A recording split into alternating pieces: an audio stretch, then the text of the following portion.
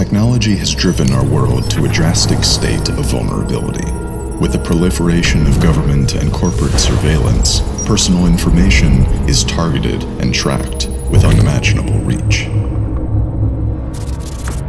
But in this age of rapidly eroding privacy, there are some who have dedicated themselves to the effacement of the digital self.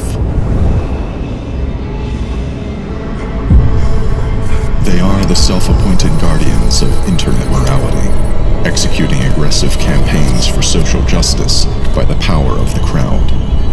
They are a screaming cry for reform to the complacent, and a flaming light of revelation to the covert. While they demand transparency of government and corporate institutions, they themselves remain hidden in the shadows of the cyber world. Utilizing the digital screen as a mask, they possess an unbridled authority and instant escape from jeopardy. They possess anonymity. We are anonymous. We are legion. Anonymous has no who. It exists not as a group, but a movement, aspiring to the most honest definition of a leaderless organization. Renouncing all individual recognition, Anonymous promotes the anti-celebrity with strict devotion only to its ideology. Allowing anyone to call its name, Anonymous is dynamic in its portrayal. This is their strength, and this is their fault. The actions of Anonymous fall between the cracks of cyber warfare and political advocacy, manifesting as unstoppable cyber infiltrations with intent to dissuade and cripple targeted organizations. Anonymous thrives in the era of hacktivism. Riding the line between rational and reckless, legal and illegal, these acts of cyber vandalism often expose where authority falls short and fails to act. Anonymous is reactive and adaptable, riding the wings of current events with vigilance and poised to strike. Anonymous is more powerful and relevant than ever. For this force, the voice of none is stronger than the voice of one. We do not forget.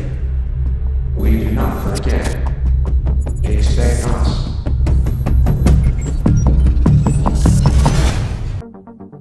Wake up, America.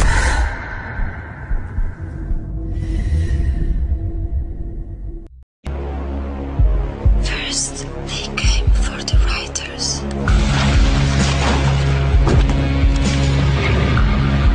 But I didn't speak up because I was not a writer. Then they came for the students. But I didn't speak up because I was not a student. They came for musicians. But I didn't speak up because I was not a musician. And then they came for the Greens, the Muslims, the trade unionists, Christians, and the Jews, the travelers, the homosexuals, the journalists, the artists, the taggers, the doctors, the philosophers, the economists, the anarchists and the politicians, the nerds, the Europeans, the Americans, the communists, the hackers, illegals, the homeless. And I didn't speak up because I wasn't any of them. Any of them. And then they came for me.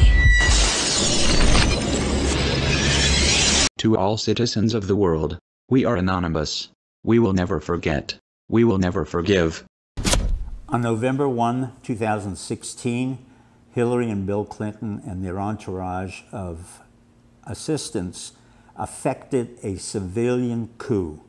In contrast to the usual concept of a coup where the military is involved and takes over the White House and communication centers, very much like the scenarios you see in a movie, this coup was done silently and very effectively through two methods: corruption and co-optation.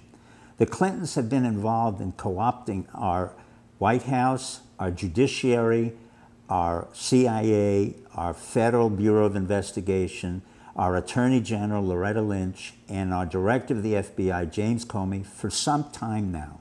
What they've done is to make sure that they were part and parcel of a group of people who were interrelated through political cronyism.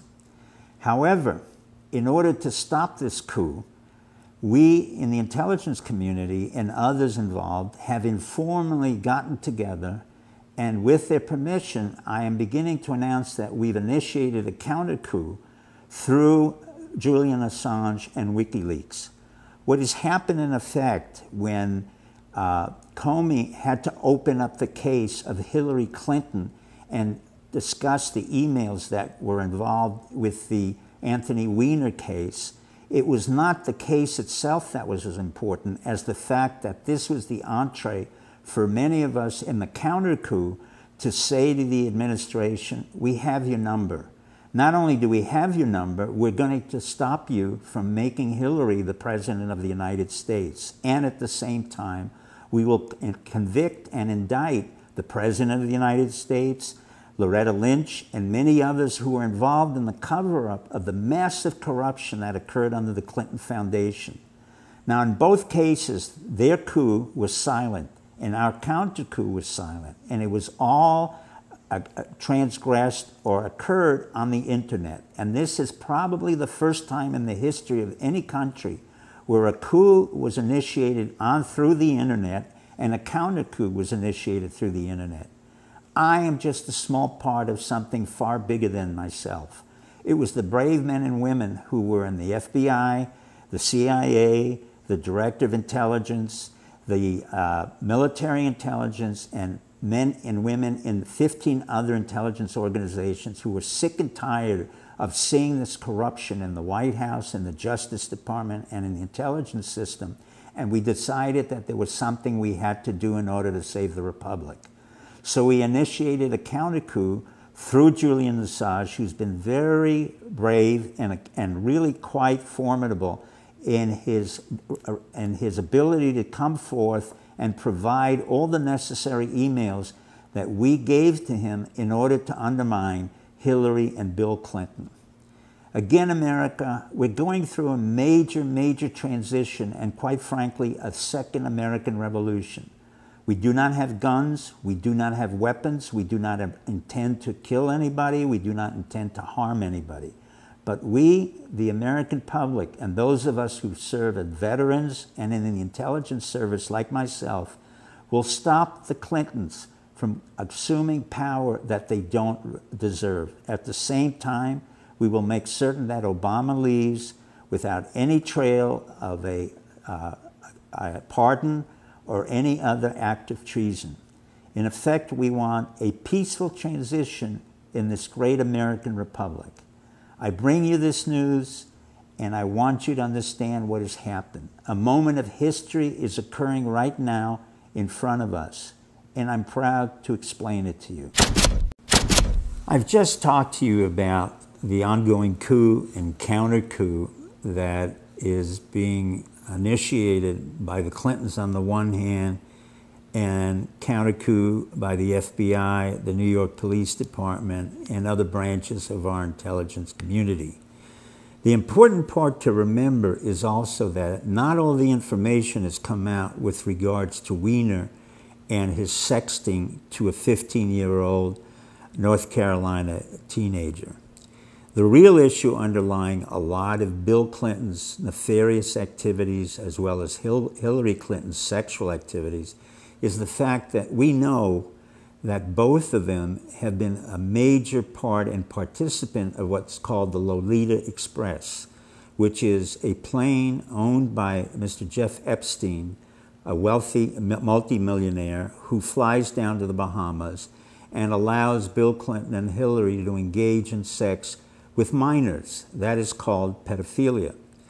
And as a result of the excellent work that the New York Police Department does in tracking pedophiliacs, they also have a record of both Hillary, Bill, and other people associated with the Clintons with regard to pedophilia.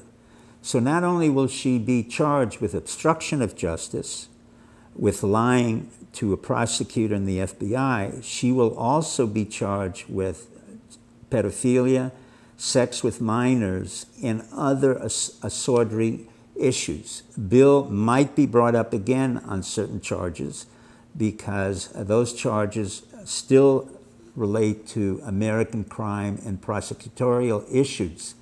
But I do want to inform you that we are well aware in the intelligence community of their activities that hasn't stopped. And we're not talking about one trip to the Bahamas. We're talking about a multiple of 20 or 30 trips that Bill and Hillary did take separately and together on the Lolita Express to engage in sexual activities with minors. I hope you continue to listen to what we have to say. This is Dr. Steve Pieczenik, and I will keep on informing you as to what is happening in this second American Revolution that we are witnessing in 2016. Thank you, Mr. and Mrs. America. To Hillary Clinton and the Clinton crime family, it is done. Check. Mate. Here ended the lesson.